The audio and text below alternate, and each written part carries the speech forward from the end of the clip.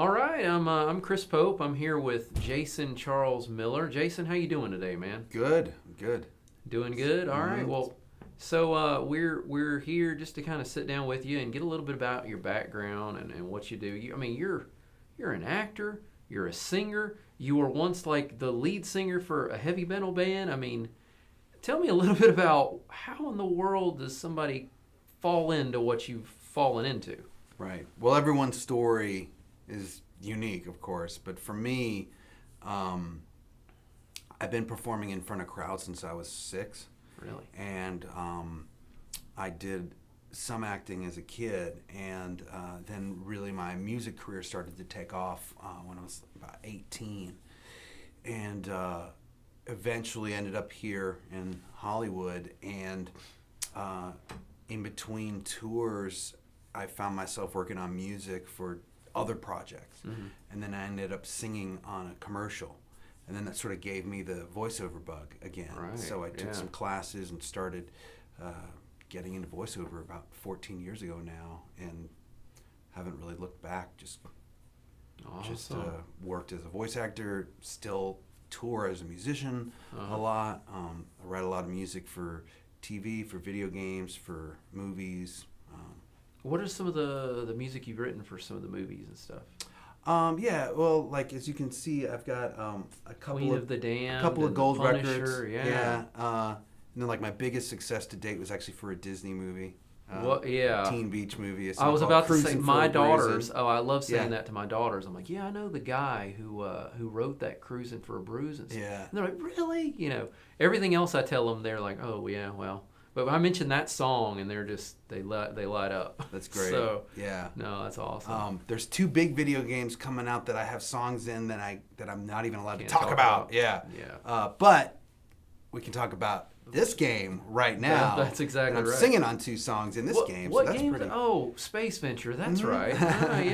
Yeah. Actually, so yeah, we had you put together the vocals for a song called "The Three Habaneros," which is a great spin on an old song from a company we're not going to mention in the interview, but it's a parody of that. And Sure, yeah. And you did the vocals for that. You actually sang all 3 parts, and we're going to be having the actors from some of the other days that we're here in the studio record the other vocals. So what do you think about the lyrics for that? Those are super fun. I mean, anytime I can sing as some sort of fruit or vegetable, Right. I really revel in that. Yeah, sure enough. Yeah. I could tell you were having a good time in there. I could totally tell. But then the other thing we did is we had you do a song for us called "Bad to the Chrome," where we have a character named Officer Quicksilver, and you actually not only did you sing that, but you actually did the music for it and all that. What did it take to put that together for the project? A lot of times. Like lately, I've been working on theme songs for shows on Geek and Sundry and Nerdist and stuff like that, and so like I've really been getting into the groove of like making 1.5-minute songs. How can I do something quick, get to the point, and get out? So that's sort of been my wheelhouse now for a while. Is making short but sweet little vignettes for things. So, yeah, buddy, because you I knocked played it guitar out on it and just you knocked it out just like that, and it sounds amazing. Like we're super excited about putting that out there to everybody and letting everybody have a listen to it. Great. So I cannot wait to let everybody hear that. So Jason, you mentioned some of the voiceover stuff you've done. You've done some pretty awesome video games. Like I know you've done World of Warcraft and Street Fighter and a couple of things. Could you give us a little bit of your character or one of your characters from World of Warcraft? Could you Sure, I'll give you one better. So from Hearthstone, the Loot Hoarder, which I've been told repeatedly at conventions is the most annoying character in the game. And I don't know if they mean the voice or what his powers do. Right. Probably a little bit of both. Okay. But what's interesting about his lines in that game are their reference to World of Warcraft. So in World of Warcraft, when you do a raid, if there's a piece of gear that drops and you need it for your character, like it's a piece of gear that drops for your, it's Greaves for a paladin or something.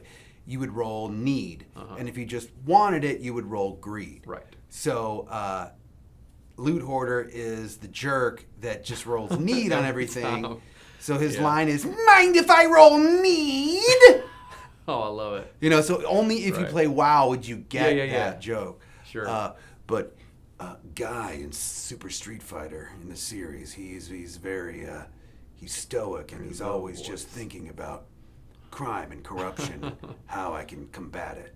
So, Nice. That's awesome, man. So so you do the convention thing. A lot of people come up and they have photos and stuff for you to sign with those characters and stuff. That's awesome. Yeah.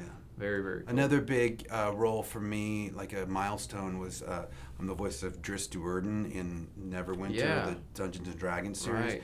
And, you know, he's such an iconic character in the world of D&D for the last 30 years. Oh, yeah. That it's a huge, huge honor to be his voice. Right. I was a huge R.A. Salvatore fan. He's the one that created him. And I got to meet him recently at Comic-Con, and, you know, I was introduced to him as the voice of his character, so we had, like, a cool moment. That's great. I, not to veer this in the wrong direction, but as a kid, I don't know, I was probably 14, I wrote him a letter. And I sent him all this stuff for him to sign, and he wrote me back a personal letter. That's awesome. Which was really cool. Yeah. Signed all this stuff, mailed it all back at his own expense. I didn't even pay for it. And you know, I'll never forget that. And I can't wait one of these days I hope to run into him so I can just shake his hand. He'll probably remember. You know, it seems like he's that kind of guy. Yeah. But anyway, that he really is. It seemed like a great guy. But so what exactly are you working on right now? Is there anything you'd like to tell everybody about, maybe that you're doing? Right. Well, so my brand new album just came out. It's called In the Wasteland, and it's on Sony Red Music, and I'm really proud of it. I've worked almost 6 years on it. Awesome. So the fact that it's finally out. In fact, while we're taping this, I'm getting ready to film the last scene of a video for the song 100 Pound Hammer, which was directed by John Schnepp. So it will actually be John Schnepp's last video that he ever worked on, because we just lost him. He just passed away. Yeah. So I'm really proud that we have like his family's blessing to finish the video great. And put it out. So we're really excited about that. Oh, and I'll be touring a lot this year too.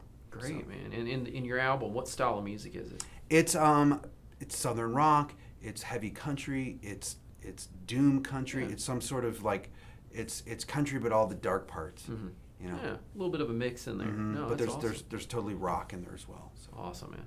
Well, Jason, I really appreciate you sitting down with me, man, and thanks for being in the game. We're super excited to have you and have your talent with us. I'm honored to be on board. Thank you.